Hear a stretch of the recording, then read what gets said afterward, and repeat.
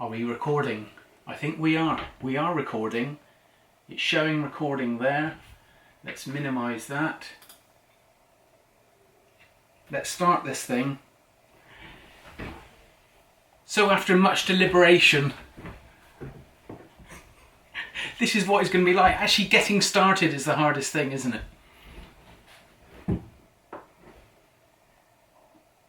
Let's try this. Not too formal, it's relaxed. It's low key. It's me in the office.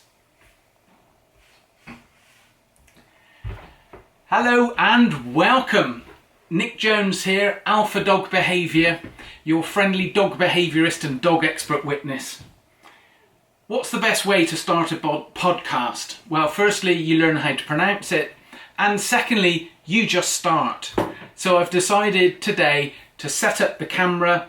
It's filming from the window, so I can create a nice little YouTube video from that. And here I'm recording the audio straight into GarageBand on the Mac. So my mission is to try to do this without feeling like I need to stop and to become self-conscious and to think about editing, because I want this to be one smooth program for you. Now, this is podcast number 1. The way I hope to use this material is primarily to create a podcast that will be syndicated on Apple and Amazon, those sorts of services. So I will sort that out later. I haven't even looked at that yet. I'm sure that's not difficult. And then also to use the video, and that will go on YouTube and most likely onto my Facebook page as well. So this first program is a pilot. It's a trial. It's an opportunity for me just to say, look, let's stop overthinking it. Let's stop worrying about maintaining fantastic edits that you see on YouTube and just get the information out there. I've always enjoyed creating content, and I think this is reflected in the social media platforms that I currently use. Social media for me has been a very long-term process. I'm approaching my 20th year in practice as a dog behaviourist.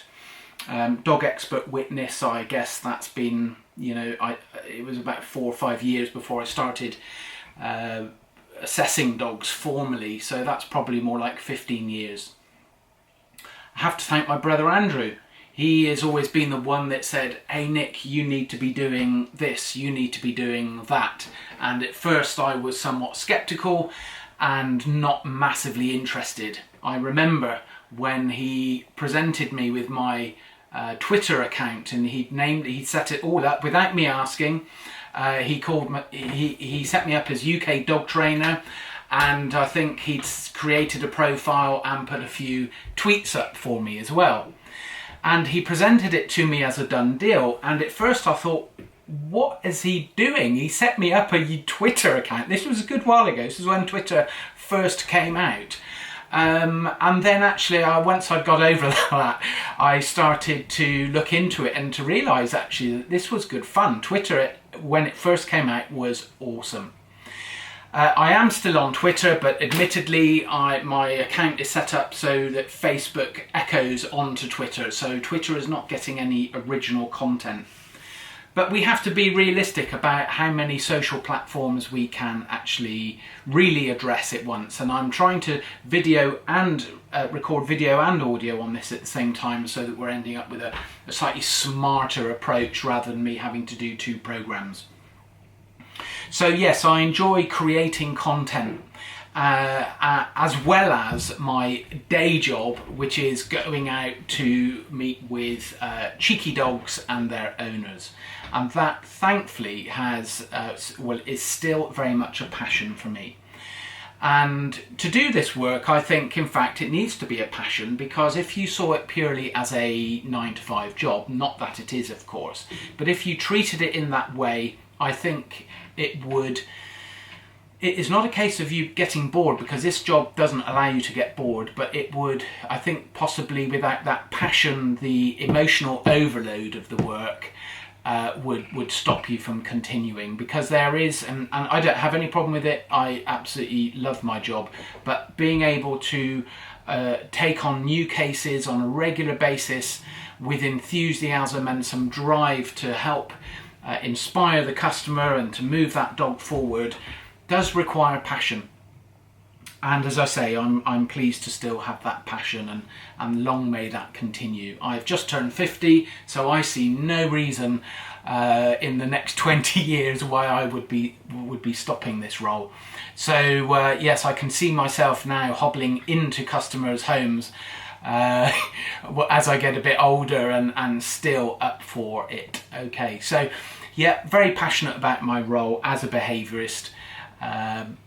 Now, why do I call myself a behaviourist? Well, it's simply because it's a highfalutin title, isn't it? And it's not because it's that, but simply because it best defines what I do. I look at dog behaviour primarily. I do not call myself a dog trainer because I see although there is elements of that in my work, but dog trainers tend to work more on class type environments and looking at those foundation behaviours, which I hasten to add are absolutely critical before we can often move on to looking at behaviour. So we need a half well-trained dog before we can begin to look at elements of behaviour. So I simply work in the realms of behaviour because it interests me more personally. I recall some years ago running on a help out basis a class in Worcester, and on the face of it you think, how hard can it be? But actually working with so many dogs and so many people at once, I found wasn't my strength. And so my strength, I believe, is working one-to-one with owners and their dogs. Okay, and so that's something I try to do, is play to my strengths, stay in an area that I feel I can bring some genuine value. So as I say, today's programme is a pilot. It's not really an emphasis on bringing you any structured points today, although I do have one or two which I hope you will find are timely. And this is me asking you for ideas, because whilst I am sure I will pursue the sort of feel and look I want to offer you, the listener, the viewer, with these podcasts, I would very much appreciate your feedback, okay? Because otherwise I'll be talking to myself and maybe not interesting people as much as I could be, and I want to make this of value. I also require a podcast name. Now, on here, on my Facebook page this morning, which is simply facebook.com/alphadogbehaviour, I put a post up this morning saying good morning all and requesting for some ideas with podcast names. Now, bless you, I've got a few decent ones already, and one of the very first ones is one I may well stick with, but Shelley kindly suggests, what about You, Me and Our Dogs? Okay, so it needs to be sort of interesting without being cliched, the dog cast, and those are all the sorts of things that come up quickly, aren't they, that, at least to me, that make me think that that's something I could run with. But so we need to have something original. Another one that Shelley offers, Interesting Times with Our Dogs and Family. I like that. Bit of it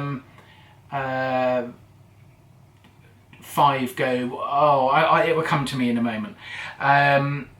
Lisa Gooch, Barking Matters. Now I like that because I like the play on that title, Barking Matters. It does matter, and then we have the matters of barking. So that is rather good. Vicky, thank you for this, Vicky. Hope you're well. Behave Yourself. Sit, The Journey of Woof. The Journey of Woof. Bow Wow Wagon Woof. Train Your Owner, A Dog's Guide. This one I like, Sit, Stay, Love, as in Eat, Pray, Love. You may have seen that film with Julia Roberts. I read the book actually some years ago, which was really good. And then we have Alpha Woof, the daily, weekly woof. So certainly, yeah, we could make it like newsy content. So we've got some nice ideas coming in there. I think the nicest one from me is the first one, You, Me and Our Dogs. That is something that leaves it wide open. I really want the idea here for this podcast to be relaxed, to be me feeling that I can get into this, not feeling too self-conscious. I've not whilst I enjoy doing this type of work, I've not had any media training, so I will try to use the best equipment possible. The video, if you're interested, I'm shooting in 1080. I was tempted to go for 4K, but upload speeds this end are pretty slow. So it will be 1080 on my RX100 little Sony Mark IV. These little cameras are brilliant and sit in the palm of your hand, and that is actually stuck on a short tripod which is suction mounted onto the window just behind the video, so that seems to give me enough depth here on the video. Microphone, I've had this thing for years. It's a little blue microphone, and this is a USB microphone plugged directly into the Mac, as I say, and that's recording onto Garage Tunes. So as you can tell, some of this is about me getting used to the sound of my own voice, talking non-stop without going, okay, I've lost my train of thought, and feeling that I can just rely on an edit later on. That's not what I want to do.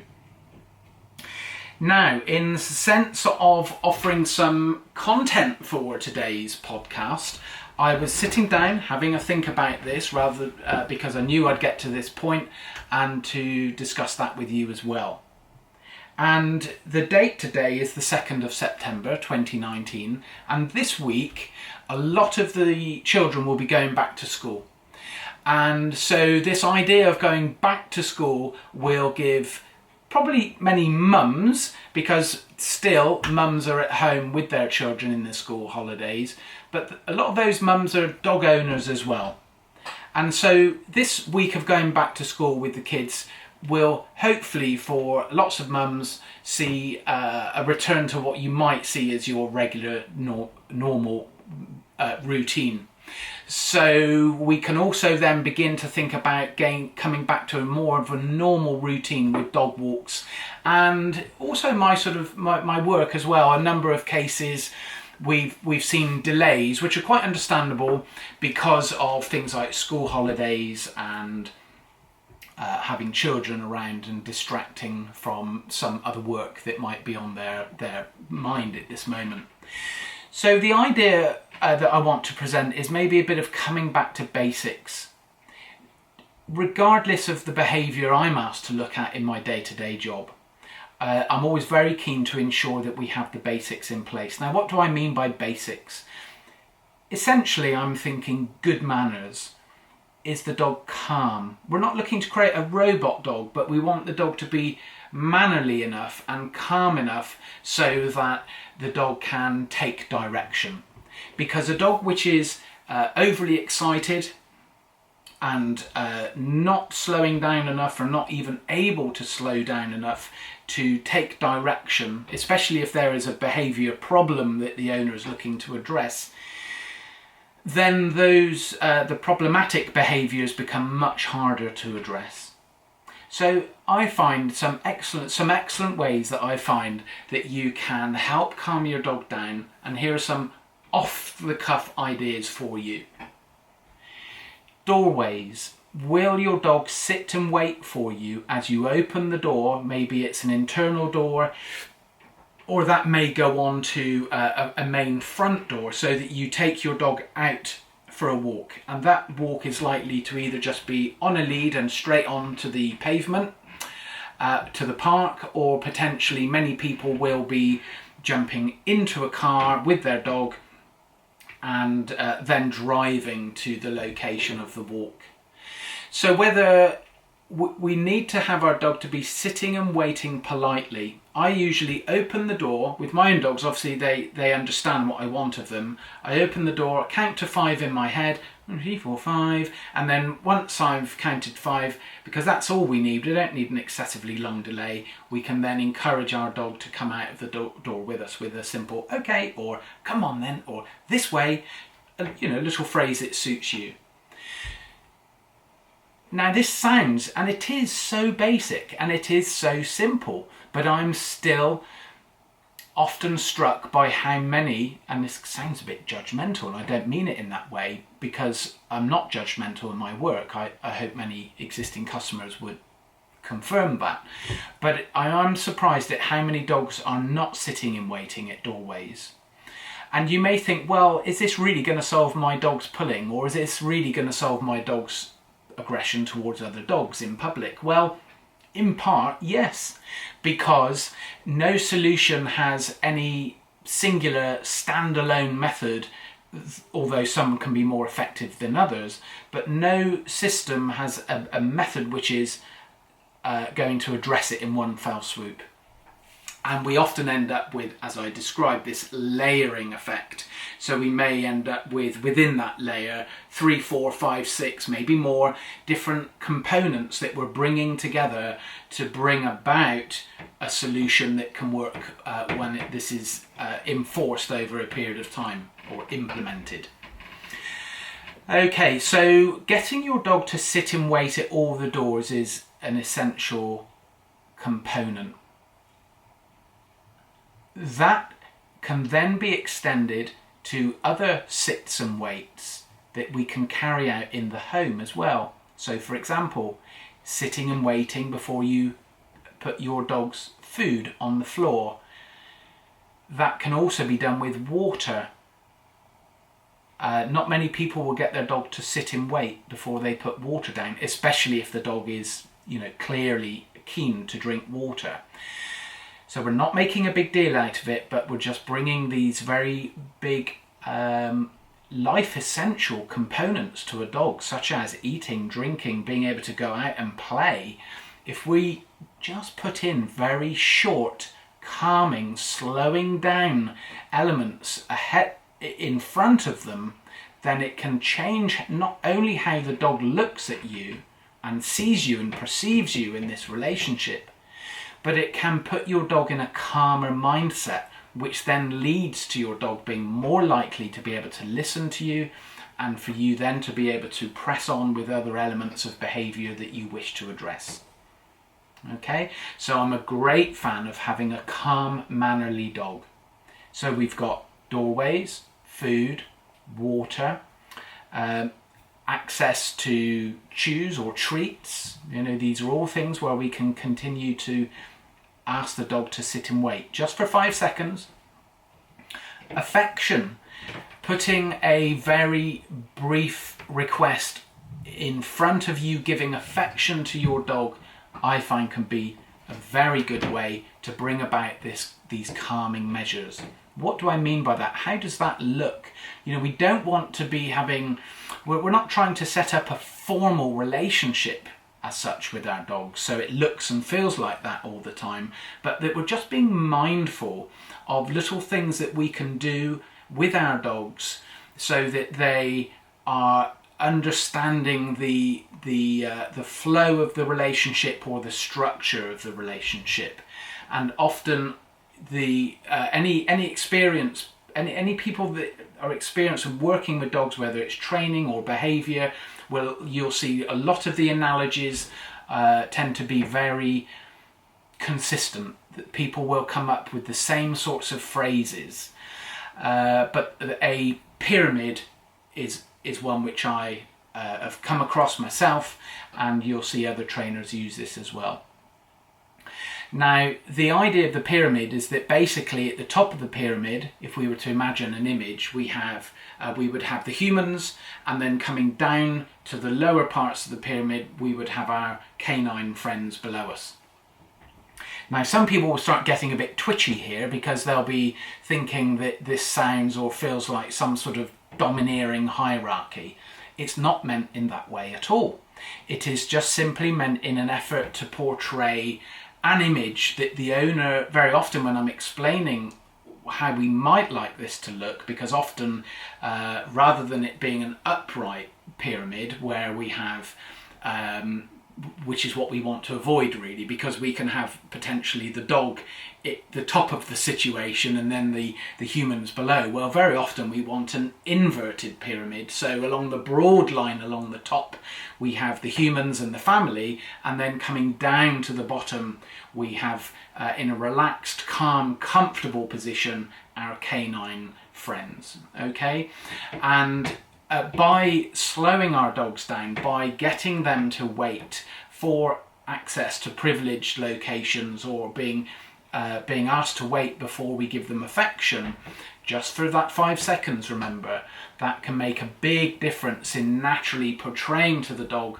where we as humans believe they are, and that if we consistently reinforce that on an individual and collective family basis, that can make a big difference to our dogs. Okay, and that once we spend some time working on these basics, we can then begin to move on to slightly more in-depth techniques. At the same time, incidentally, I usually just say let's jump in with all of this at once, and we can work on the given behaviour, whether that's separation anxiety, aggression to dogs in public, fears and phobias, you name it. We always need to ensure that the basics are in place.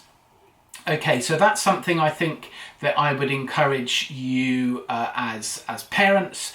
Now you're seeing, obviously this doesn't account for everybody because not all of you have children or children of school age, or they may have passed it. But, I think this is quite relevant and timely and will apply to many of you. So focus on slowing your dogs down. Let's get those good manners back in place. And naturally, if you have some ongoing behaviours which are a little bit more in depth, and if this isn't an advert, but if you would like my assistance, then please feel free to contact me. Contact details I think are pretty evident across my websites and social media. If you go, there is a contact page on my website, which is alphadogbehaviour.co.uk/contact. Fill in the details there and I will gladly receive your email and respond. Usually respond within a few hours every day. Okay, so there we have it. Some thoughts for going back to school. We've got a good 20 odd minutes here. One thing I'm not sure about is how long the video camera will record for with at one length. I think it may be 29 minutes. Given that it's showing 22, I think it may cut off at 29 minutes, so that might be a limitation for the future. But we'll cross that bridge when we come to it. Other things that I would like to do in looking into the future are interviews. So interviewing other people in the profession, and not just people of my specific role, but others in different elements of the dog field as well. So that's something I would welcome to do. So I think, in the spirit of keeping things short and sweet and getting this first one off the ground, we'll call it a day here. I thank you for watching. Please remember to drop me your ideas on subjects that we could cover, and especially any ideas on the title for this podcast. I then need to go and create a high quality sort of 3000 by 3000 pixel icon that goes up on the podcasts, and I've got a few people that could help me with that. So thank you for listening, thank you for watching, and I shall see you all soon.